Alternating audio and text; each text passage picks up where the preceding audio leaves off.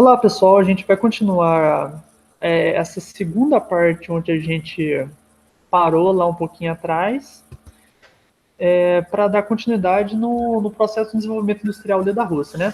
Como a gente tinha falado, a questão da questão da abolição da servidão, que até 1861 ainda era processo de servidão ainda, a questão do êxodo rural, de como essa população tinha que ressarcir esses donos de terra. Então, a partir a gente vai começar aqui, ó.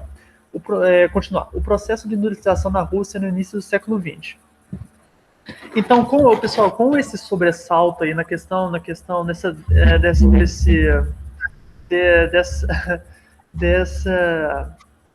dessa debandagem dessa população, porque, ó, lembramos, como a gente tinha falado, 80% da economia da Rússia, até aquele momento, era de produto do campo. Então, agora você tem uma debandagem, você tem toda uma concentração gigantesca de pessoas que vão ficar na cidade. Então, assim, agora, as pequenas manufaturas, elas agora vão se tornar pequenas e grandes indústrias. Então, você vai ter um projeto gigantesco de transformação urbano, principalmente. Principalmente ali no início do século XX,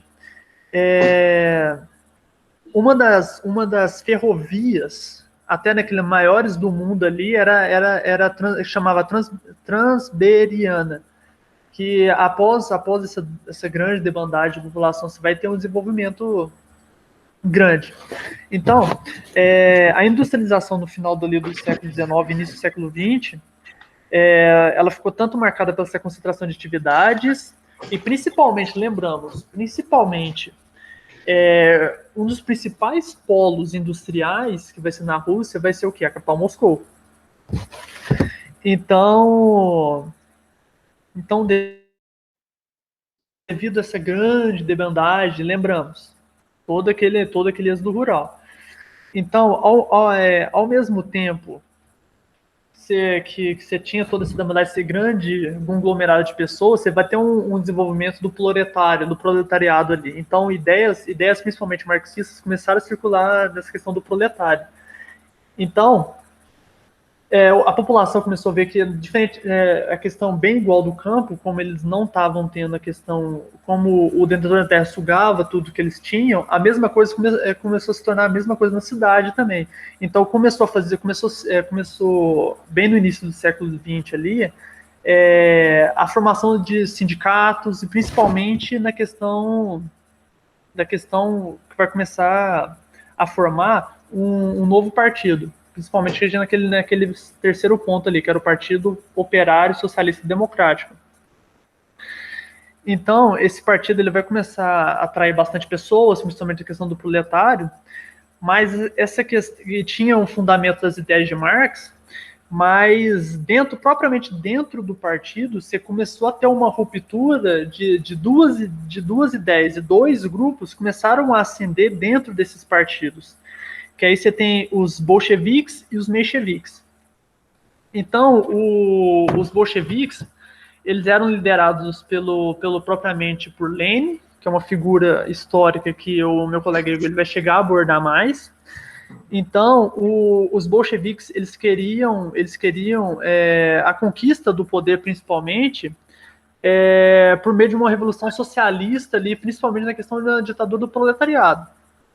E os bolcheviques eram em sua maioria, e eles principalmente em sua maioria, na questão do proletário. E tinha os mencheviques, que eram liderados por a figura do Martov.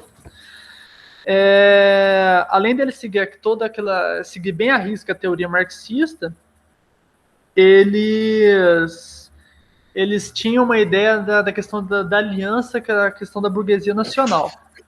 E posteriormente dessa aliança burguesia nacional, eles tentariam instaurar uma segunda revolução socialista naquela época. Posteriormente, pessoal, depois que principalmente essas ideias desses dois núcleos começaram a se espalhar ali pela Rússia. Ao mesmo tempo, pessoal, que nesse último ponto, a guerra entre Rússia e Japão vai acentuar principalmente tanto a crítica desses dois núcleos, principalmente a crítica social perante o czar na época. Porque a Rússia entra em guerra com o Japão na conquista imperialista ali na parte da Coreia. Então, só que a Rússia vai perder. Então, você vai ter um gasto econômico, você vai retirar do povo essa parte econômica. Então, você vai ter toda uma desavença, tanto com esses dois núcleos, bolcheviques e mencheviques, e principalmente essa desorganização da opinião pública. Pode passar? Então, eu acho que a questão do Domingo Sangrento. Então, o Domingo Sangrento foi praticamente a ruptura ali para a derrocada do Nicolau III. Porque a partir de todos esses movimentos que estavam acontecendo na Rússia, o movimento do proletário, operário, desses dois núcleos, que eram os bolcheviques e mencheviques, e da forte crise econômica que a Rússia passava, principalmente investimentos de guerra que não deram retorno, que mais um pouquinho lá na frente a gente vai citar aqui agora, vai entrar na Primeira Guerra Mundial, que vai acentuar mais ainda, você tem a questão do Domingo Sangrento. Então, esse Domingo Sangrento ele vai acontecer ali em janeiro de 1905, ele vai mobilizar em algumas bibliografias, falam que mobilizou 300 mil pessoas, e foi ali em São Petersburgo. Eles estavam fazendo uma passeata para reivindicar a questão de melhores condições de vida, principalmente eles reivindicavam a questão da reforma agrária, até a questão da questão da tolerância religiosa. Só que o czar, na época, ele não aceita essas reivindicações e manda o próprio exército abrir fogo contra os manifestantes. Então, a partir desse momento, você vai ter toda uma ruptura social que o czar tinha com a população. Então, até aquele momento, ainda tinha grupos aqui e ali que ainda apoiavam o czar. Então, a partir desse momento, você tem totalmente a ruptura entre desses dois núcleos. Pode passar? Então, pessoal, como eu tinha falado lá, como a gente tinha falado na questão da guerra entre Japão e Rússia, que a Rússia vai perder. E aqui você tem, como a gente estudou lá na Primeira Guerra Mundial, da questão da Sérvia, como o Império Austro-Húngaro declara a guerra à Sérvia, aí como a Sérvia tinha relações econômicas com a Rússia vai entrar na Primeira Guerra Mundial por causa do apoio à Sérvia. Só que até aquele momento a Rússia estava vivendo uma forte crise financeira e mesmo assim entra na guerra. Então, nesse primeiro ponto, a Rússia entra na primeira guerra em defesa da Sérvia.